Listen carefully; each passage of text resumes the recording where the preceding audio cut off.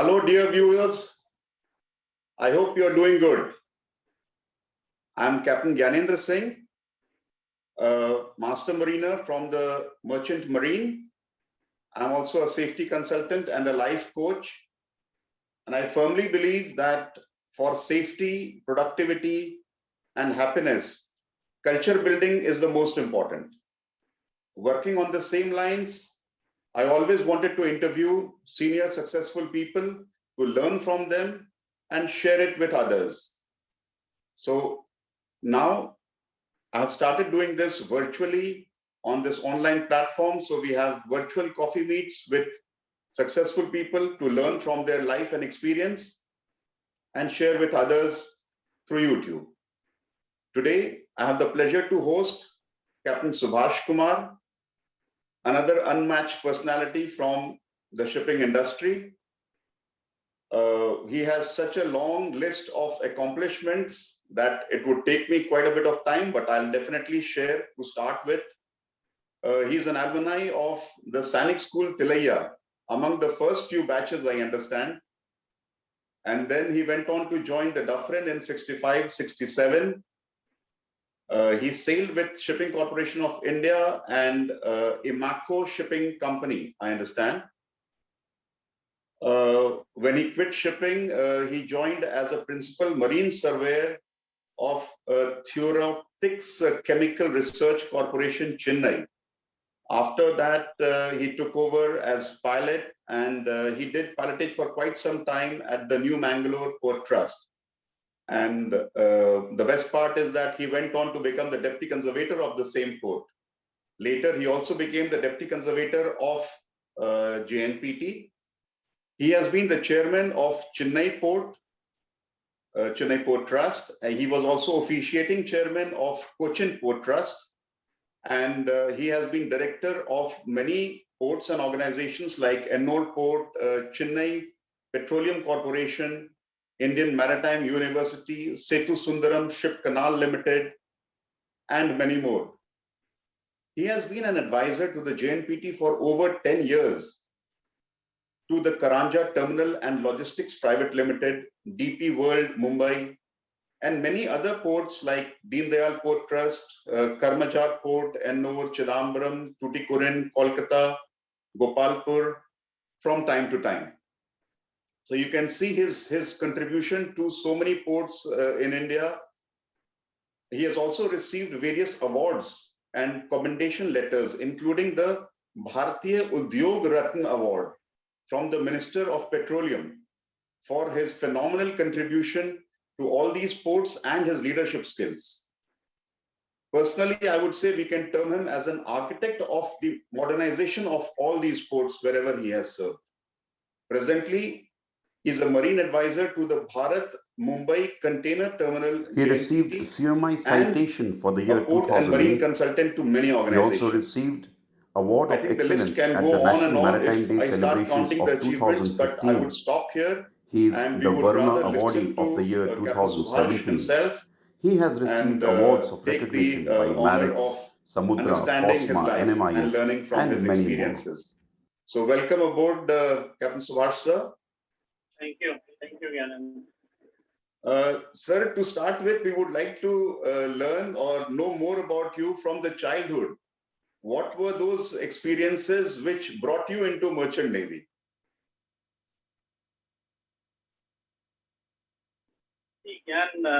You already mentioned that I was from Sainik school Tilaiya. Now, those days there were only 16 Sainik schools in India. Bihar had one Sainik school Tilaiya, which has got its name. Even now, almost everybody knows what is Sainik school Tilaiya. Because among most of the Sainik schools, this is a very premier and very good school. And all the people who have passed out of Sainik school have achieved maximum height in their career. Now, before Sainik school Tilaiya, also I would like to just mention to you that when I started schooling, it was a Hindi medium school, and I was studying in Hazaribagh town or Hazaribagh district. In the same district, Sainik school Tilaiya is also there. those days, very peculiar part. I never liked water. I never liked swimming. Before Chinese student, and I used to hate to go to lake or anywhere, and my brother used to take me and push me in the lake, and I used to almost drown, and then he used to pull me out, and that way I learned swimming. But even then, somehow I not much liking about the sea or water or anything. I joined Sainik school Tilaiya. I was in the first batch of school. School had just opened. Okay. And there were only about 44 or 45 students, the first lot who had joined there.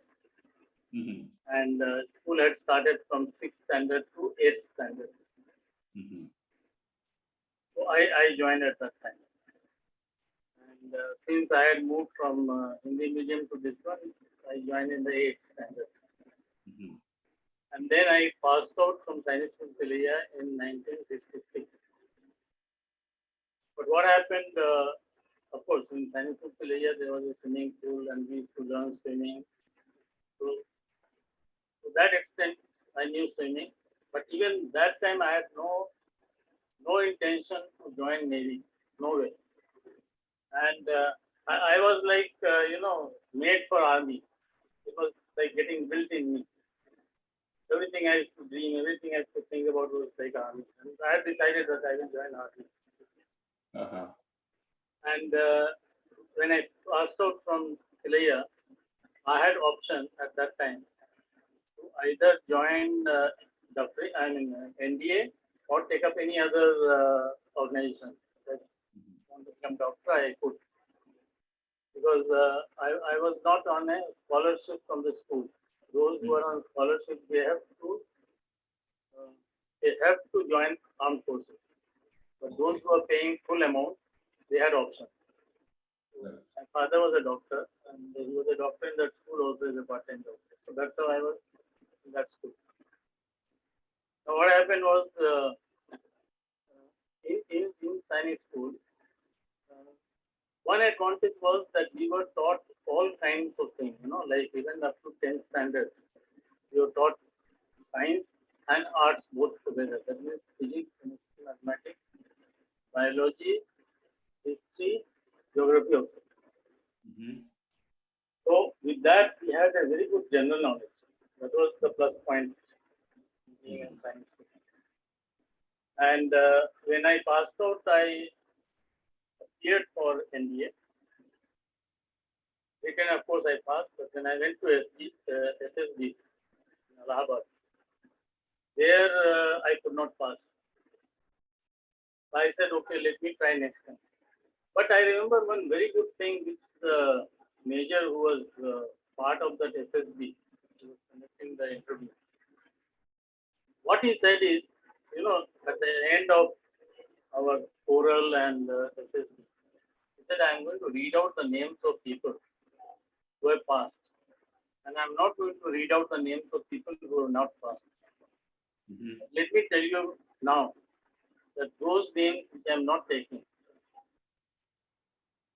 they have not passed NDA SSB, but maybe they are made for something else. Mm-hmm. So I'm not rejecting them. I'm not saying that they are not good. They have failed. No. I'm only saying they are not good for this, but they are definitely good for something else. Mm-hmm. Now that something, I just cannot forget. It is somehow, that has become a base for me to take my future course of action. Right. Whatever I am today, that is the pillar, the sentence what he uttered. And true enough, that time I thought, okay, let me not, but I will still try. I said, I will not give up. Mm-hmm.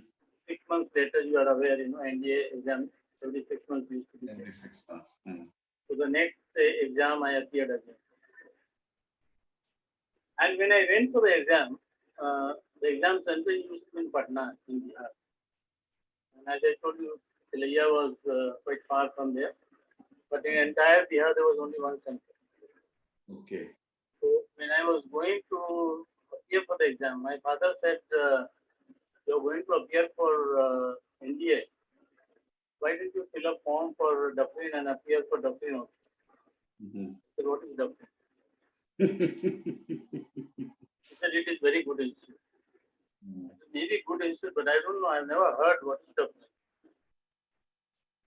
He said, you come with me. So he took me to the principal. Principal was one Colonel Skin. He was a good friend of my father, and he was our principal. So we went to him. He said, he gave me brief about what is Dufferin and what is merchant navy.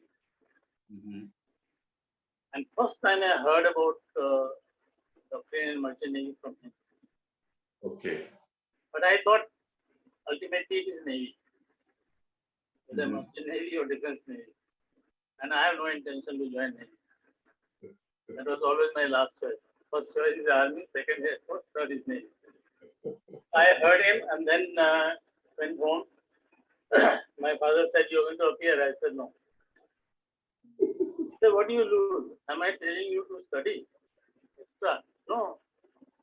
You study for Dufferin, NDA. You proceed. You appear for NDA. And this one, you just appear for the sake of appearing. Don't study. Don't do anything. I'll fill up your, I'll pay your fees. I said, okay. I came to Patna, appeared for NDA. And I think 10 days or 15 days later, there was another exam for Dufferin.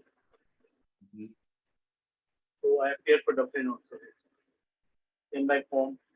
My father asked me, how was the exam? I said, Dufferin was very good. NDA was very good. So what about Dufferin? I said, Dufferin, I don't know. So. That doesn't matter. Then after some time, I got a call letter from Dufferin. Okay. No, sorry. There was a call letter from, correct. I got a call letter from Dufferin. And they said, you come, some 15 days time was given. They said, you come to Bombay for oral. Next time. So I told my father, I am not there. I'll wait for India result. He said, one result has come, somebody is calling you. What is the problem? I said, I don't want to join. So he said, why don't you go and see Bombay? I had never been to Bombay. I had never seen sea, that sea, that time. I think that is a good idea. So he gave me some money and I went to Bombay. Went to Bombay first time. All alone? Yeah. All alone. But there was a friend of my brother in whose house I was staying, Okay. But after reaching there, he picked me up in his house. From there, I used to go every day for the interview. Now, when I went for the interview, surprising to me, the entire lot were there who came for the interview. Most of them were from Mumbai area, Maharashtra, and very few from other states. Like I was only one from Bihar. There was two from Calcutta, two from Delhi, one from UP. Like that, each state not more than one or two. And maximum people were from Bombay. And when you used to sit for the interview, these boys used to chat, and they were talking so much about merchant navy and ships and how his father was at sea, or some uncle was a captain, and how they went and saw the ship. And then they used to hear the story. That father used to go to some port. Slowly, I started developing interest. So this is one profession where you can see the word. Money-wise, it is much better. Kept listening to them, and then we had one teacher. Am I taking too long? Is it getting very lengthy? No, it's okay, sir. So when we had a teacher whose brother-in-law was in Indian Navy. He was a chief petty officer. Malad. So he told me, my teacher told me that you go and meet him. So I went to meet him, and he took me first time to a ship. That was the Vikrant, the old Vikrant I am talking about. So he showed me that ship and another naval ship. That was the first time ever I saw a ship. In fact, I put my foot on some ship, and I saw the sea. And then he explained to me various things. This is, all parts of the ship. This is forecastle, this is food date, things like that, mast, whole art. So I picked up few words, and parts of the ship. When I went for the interview, those days Captain Hazari used to be the Captain Superintendent of Dufferin. And incidentally, in your introduction, you mentioned I was 65, 67. That is wrong. I joined in 67 Dufferin and 69 I passed out. Okay. 67. So when I went for the final interview, Captain Hazari, he was sitting in front of the table. I was on the other side of the table. And behind him, there was a map of the world. Like you are having next to you, no? Very similar one. Then suddenly he told me, he said, you are the captain of a ship. Now I have come for interview for a cadet. And he says, you are captain of a ship. You have to take your ship from Bombay to Perth. How will you say? I'm sure he must have thought that it's a very difficult question. So what I did, I said, I knew where Perth is, I knew where Bombay is, and since I told you that I was studying geography also, so I had very clear idea. And in geography, fortunately, I was taught navigation in the school. So I knew about the navigation also, laying the courses, those things were taught to us, and how to find the known position. Those things I knew before the fall. So when I just took his pointer from Bombay, I took a route passing south of Colombo, and then straight from there to Perth and avoiding Indonesian islands, but closer to that. He looked at me and said, how did you do it? Sorry, sir? He was a bit shocked, He said, how did you do it? You got all this. I said, yes. Where are you from? I said, I am from Bihar. And then he said, where did you study? I said, I was in Sainik school Tilaiya. And you learned about this where? I said, yes.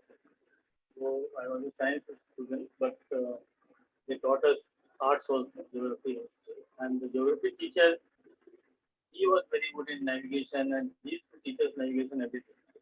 So he knew how to plot position of the ship, and if the ship has taken a particular course and with a certain speed, we know how to find out the known position after 24 hours. He was very impressed. He was very good. I liked it. And then few other things he asked me, and the result came. They said, you passed. I was thrilled. Now what happened, in these, I think 7 or 10 days we were there, I started getting some kind of interest in this. So when the result came, I told my father, I said, I have been selected in Dufferin. They are asking to pay so much. Some amount was to be paid. The full term 1 year fees. So he said, if you pass, then you join. I said, but I want to join NDA. This is now you have passed, you are somewhere, you are in Bombay, you are already there. You forget about NDA, you just join. And that's how the beginning started. Not exactly with my wish, but I don't know what to call it. Destiny. Destined or, And again, I'll repeat the same thing, what that major told, that you may be good for something else. Maybe I was good for this or something. It just appears. Wow. So nice to hear the story, sir.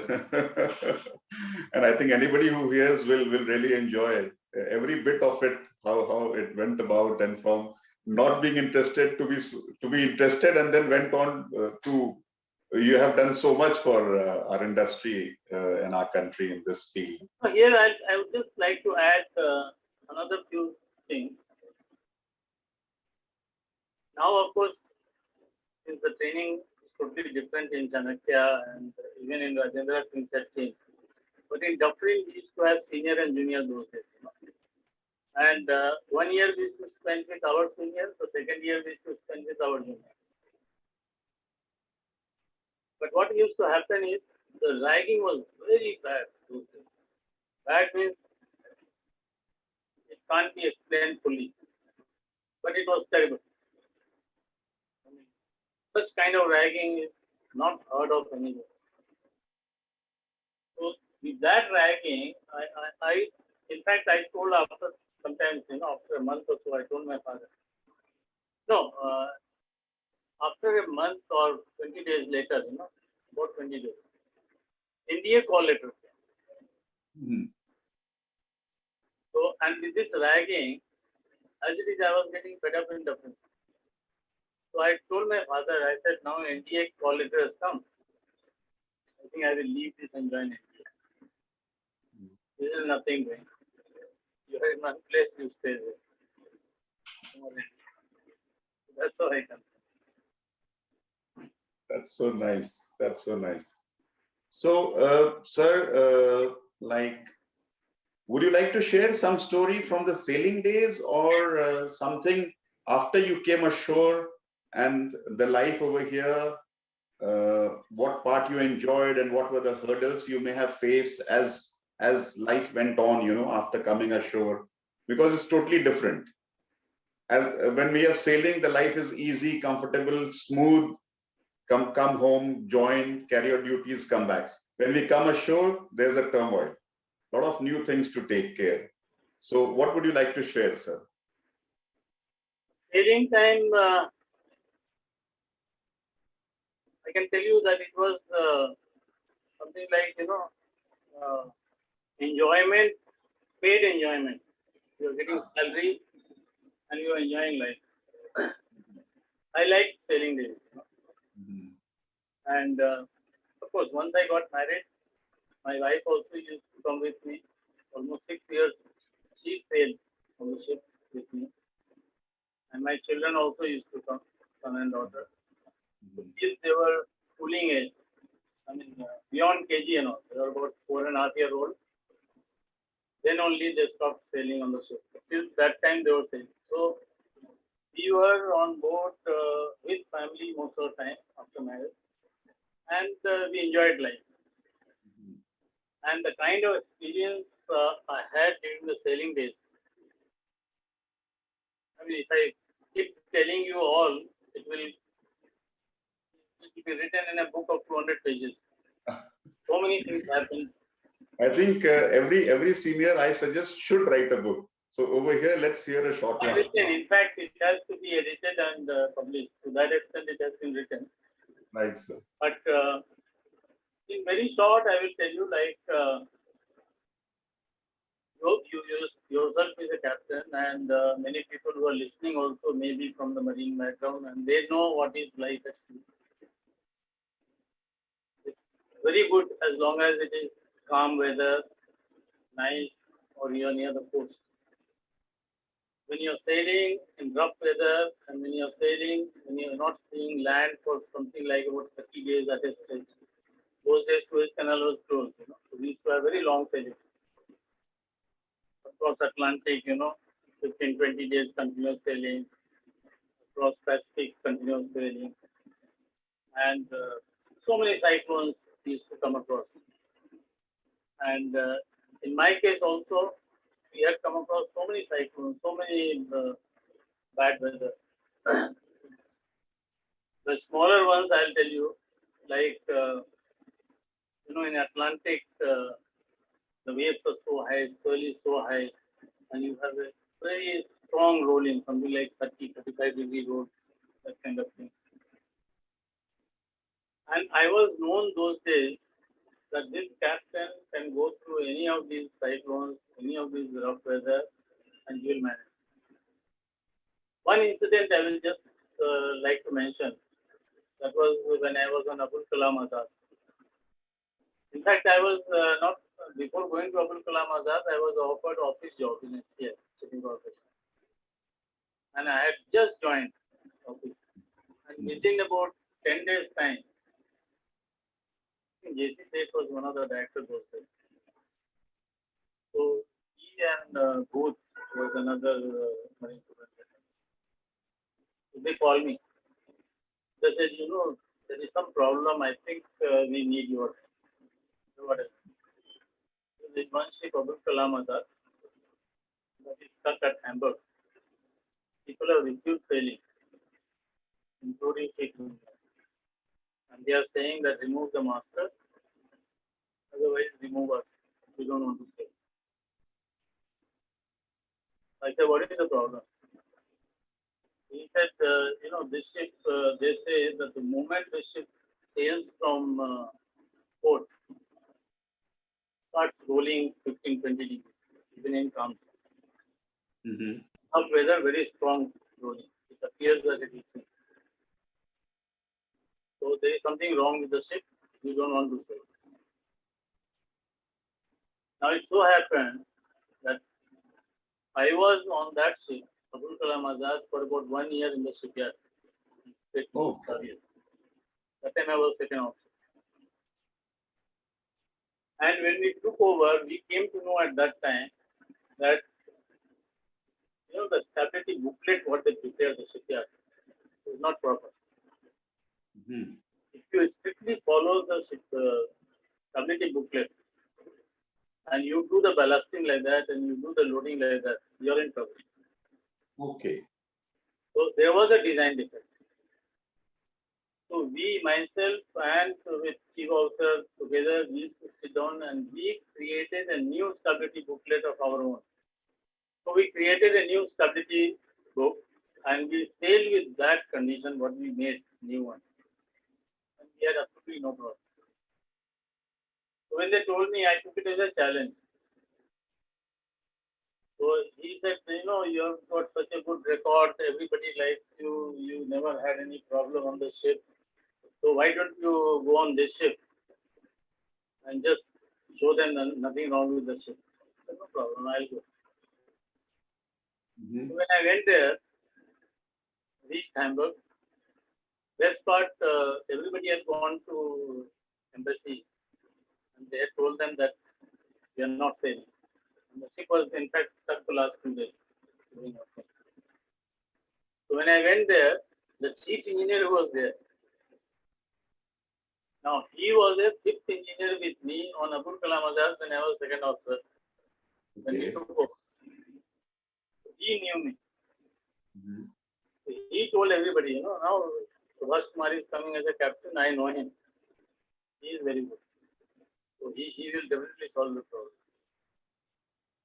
So the moment I landed, everybody said we are ready to sail with you. There was no issue. And I did my so-called ballasting. You know, we used to go in a ballast voyage to South America and then load from there, grain for. And I think Rotterdam and sometimes Hamburg. That was the time. So we made a voyage, no problem. We went nicely, came back nicely. Nothing happened. And then I said, okay, now one voyage is over. I told SCS, now put me back in the office. He said, no, captain, we can't find anybody proper suitable captain. So just continue one more voyage. I said, okay, one more voyage. But then at that time, I put a condition to the shipping corporation. I said, I will go on the ship only on one ground, that you allow my wife and children to sail on the ship. And they agreed. Now, this second voyage, what happened?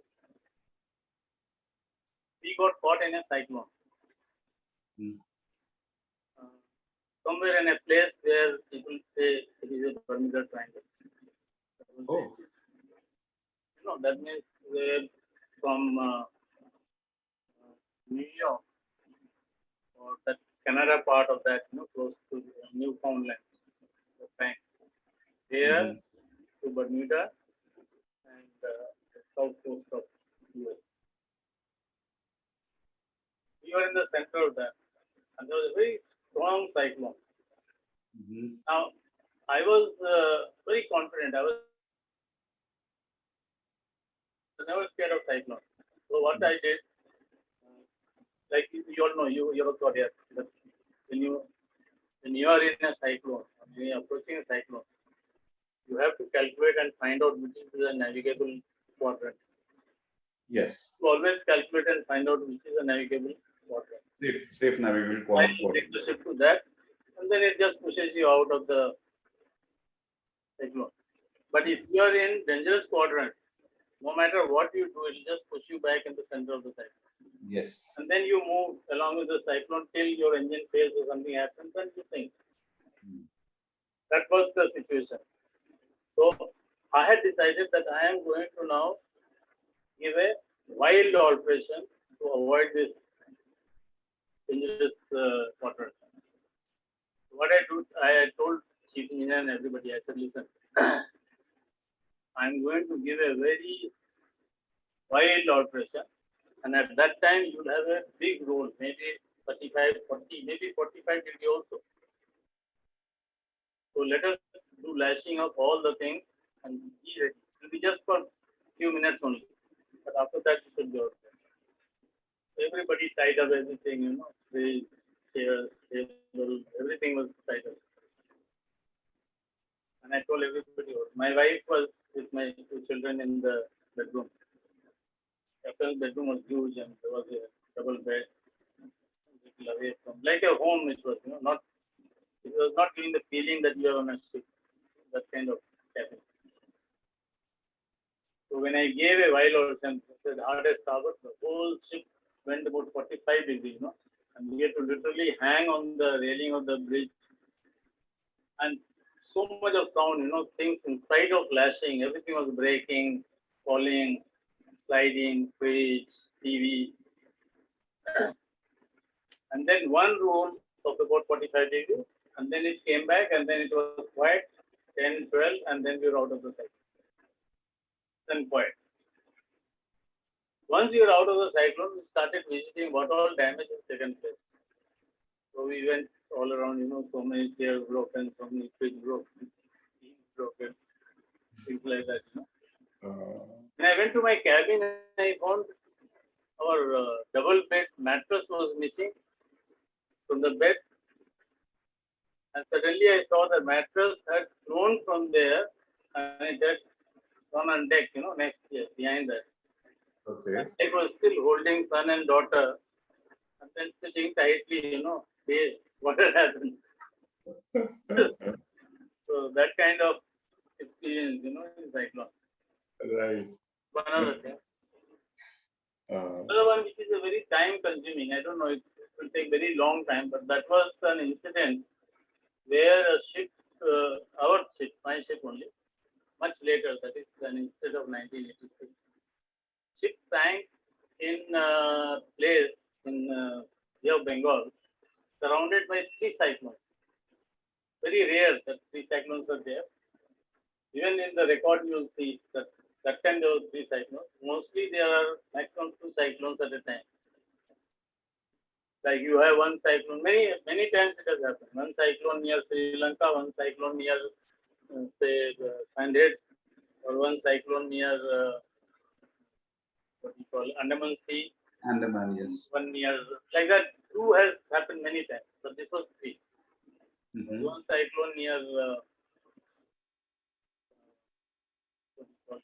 Sandheads, one just off Sri Lankan coast, and one on the route to Indonesia, that's Malacca just before that. Okay. And we were just in the center.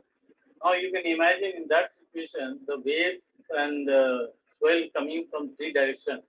Confusing swell from all directions. You are not getting any chance to steer properly. You know?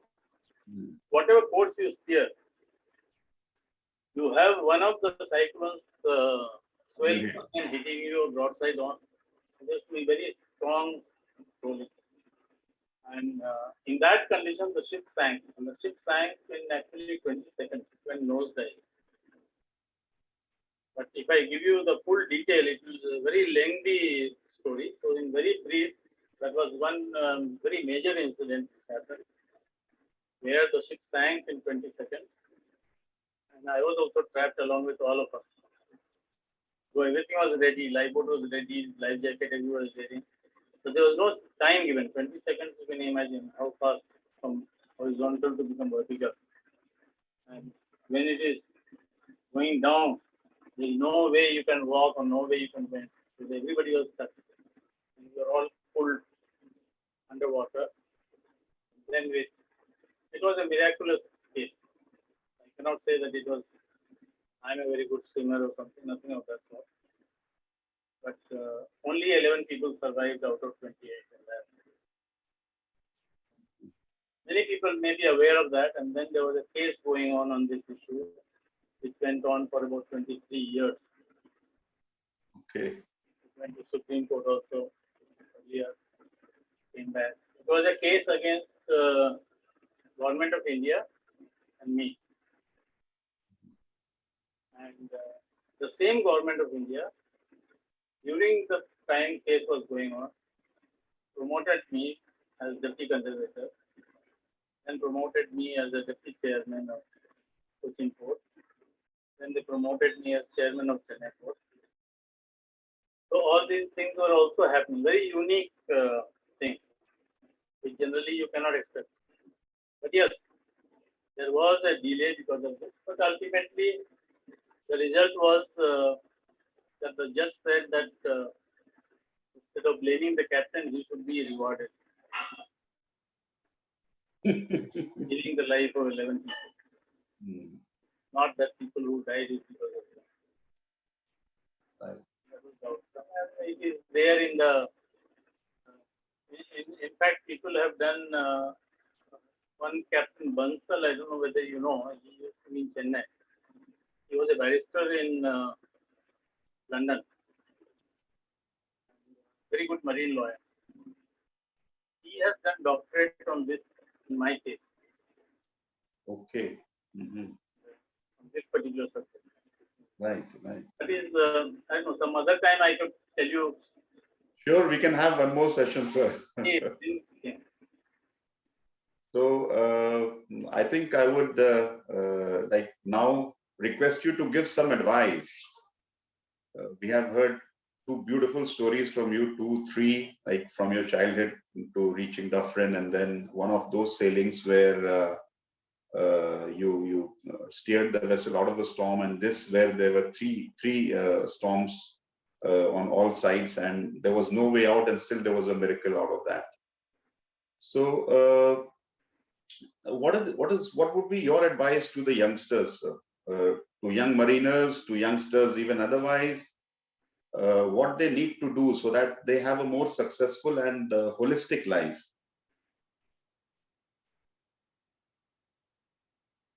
See, like with this question, one thing I have to add now, and that is my experience in the port sector.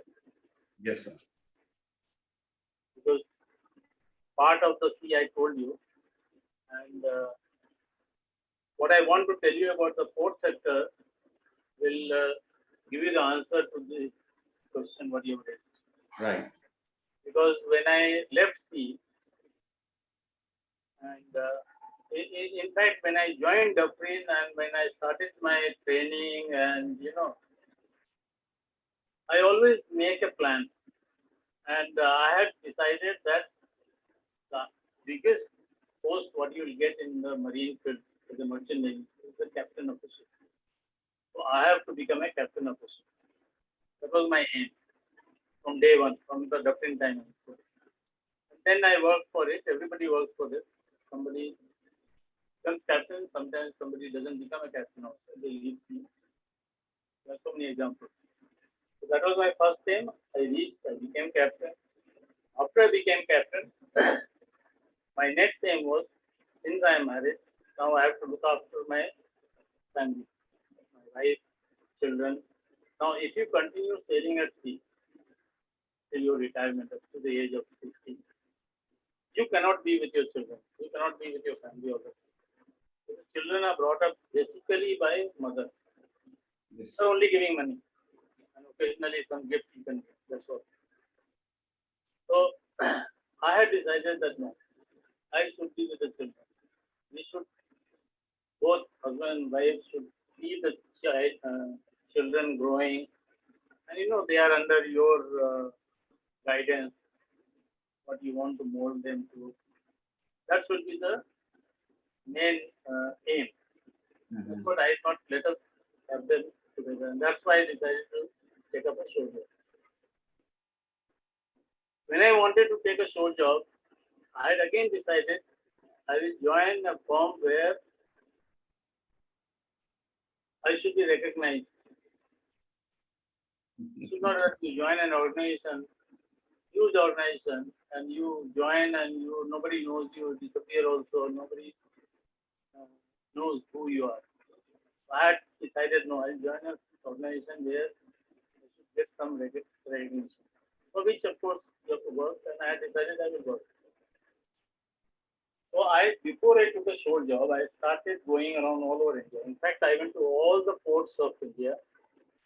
I met all the deputy conservators of all the major ports, starting from Calcutta, and Paradip, Visakhapatnam, Chennai, Tuticorin, then Cochin, then Mangalore. When I did this and came to Mangalore, the moment I reached Mangalore, I found that was a small port having just 3 berths and 1 tanker berth, 4 berths. And very small amount, maybe I think some 7 or 8 million tons cargo they used to handle those days. That kind of thing. When I went there was only 2 pilots and 1 deputy conservator. And they wanted 1 more pilot. So when I went there, the kind of treatment they gave me, the deputy conservator and the other pilot, of course they were much senior, they were about 10 years senior to me. But they treated me as if I am their colleague, just very close, yeah, maybe 1 year junior, something like that. So I like that, and they treated me like, yes, we are captain, you're also captain, that kind of thing. And even the chairman of the port, if there is a function, chairman is sitting, I am sitting next to him. To that extent, they used to give so much of respect to you. So I liked it. I liked the place Mangalore that time because there was very good schooling, very good colleges, very good hospitals. I decided that I should choose a place where for my children they have the best education, and for us, if we need any medical requirement, it's readily available. You don't have to rush to Bombay or Calcutta or something. Right. So that was another plan based on which I decided to join Mangalore. Once I joined Mangalore, I said, in the port, the highest post is deputy conservator. So I have to become deputy conservator. I have to work for it.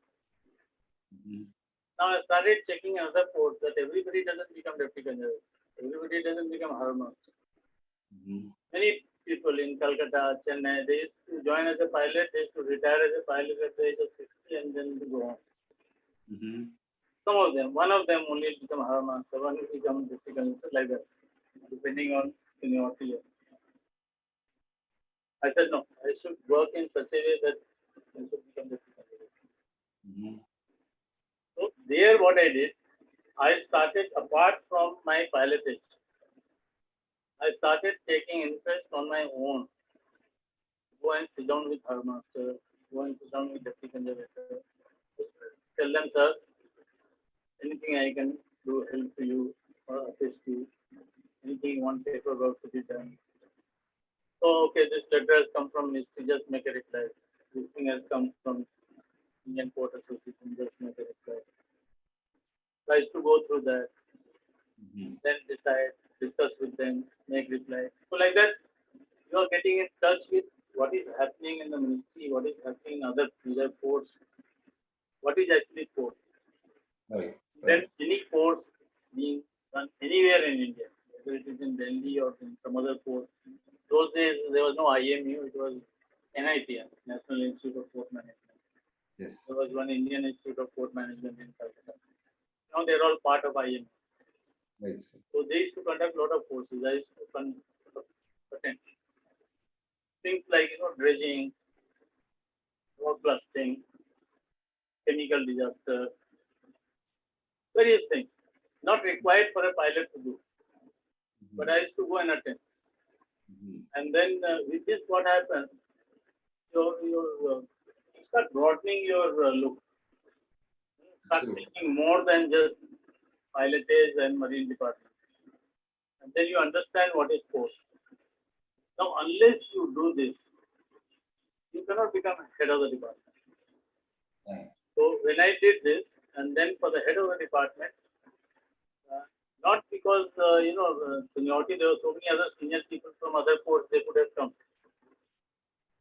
But the Ministry of Shipping had conducted an interview for Deputy Conservator. Those days it was not that just promotion and will be promoted.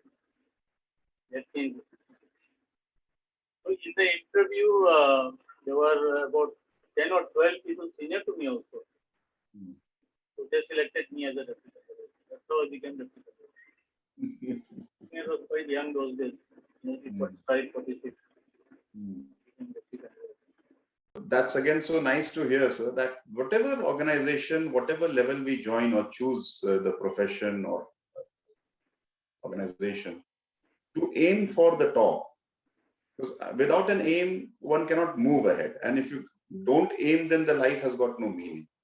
So beautiful learning, sir. Like after Deputy Conservator, I said, I'll become Deputy Conservator. What? Retire as a Deputy Conservator. Why not become Chairman of the port? That time, the Chairman of the port was always IAS. Marine people were not becoming IAS, Chairman. None of the head of the department. So I started working on that. In fact, I used to be as a Deputy Conservator of NMPT. I used to be a director in Indian Register of Shipping. I was a director in Lighthouse Lightship. I was director in this Marine Port Survey Organization.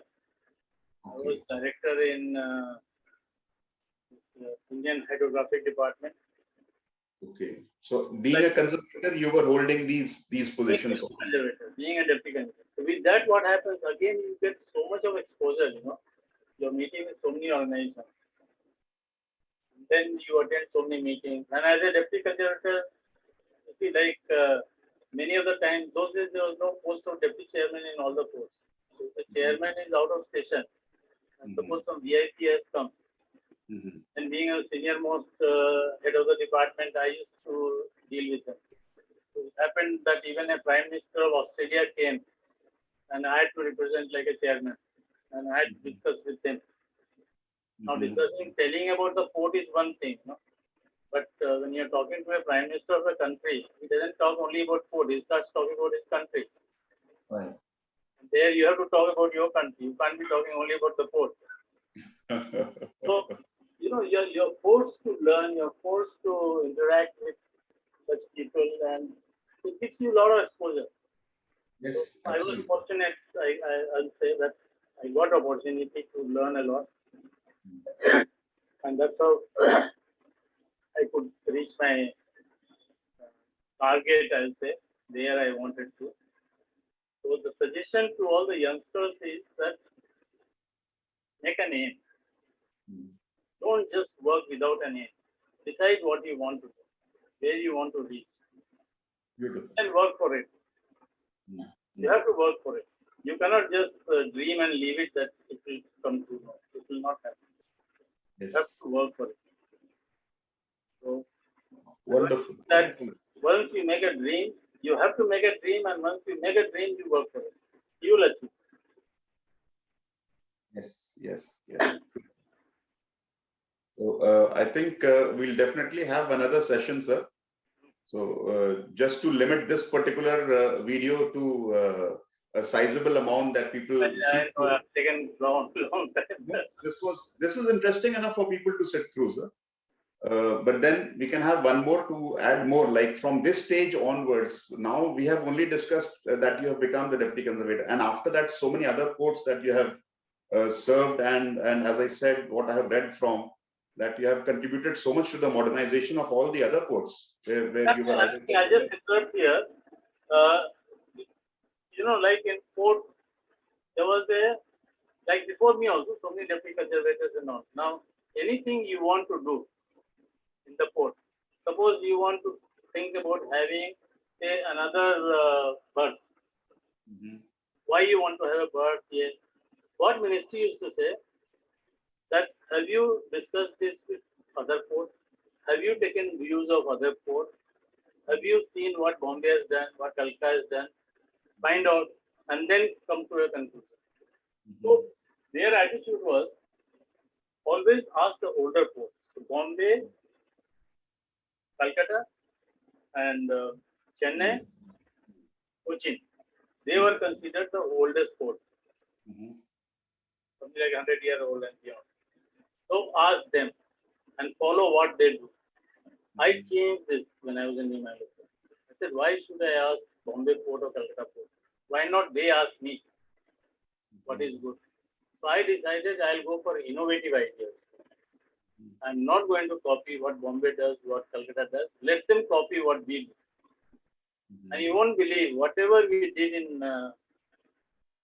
Emaco port, from a single bird to 16 birds, and from deepening from 9.14 meter to 14.5 meter. Entire thing was done in my presence, and everything was very innovative, never done before what we did. And then people started following us. All the other port is to ask us, and ministry is to tell them, you do what Mangalore port is doing, including Bombay. Bombay is to ask us what to do. And from Mangalore is to tell them. So just trying to say that don't just blindly follow what others are doing. Go with time. Don't think about, that you were doing 100 years ago like this, you continue. You see what is to be done today. If you want to learn from other countries also who are very advanced. How they are doing. And whatever you can do it. So we did. In fact, we were the first port to start ISPS. New Mangalore Port was the first port or first organization in India who started with this VTMS and AI, not VTMS, AIS.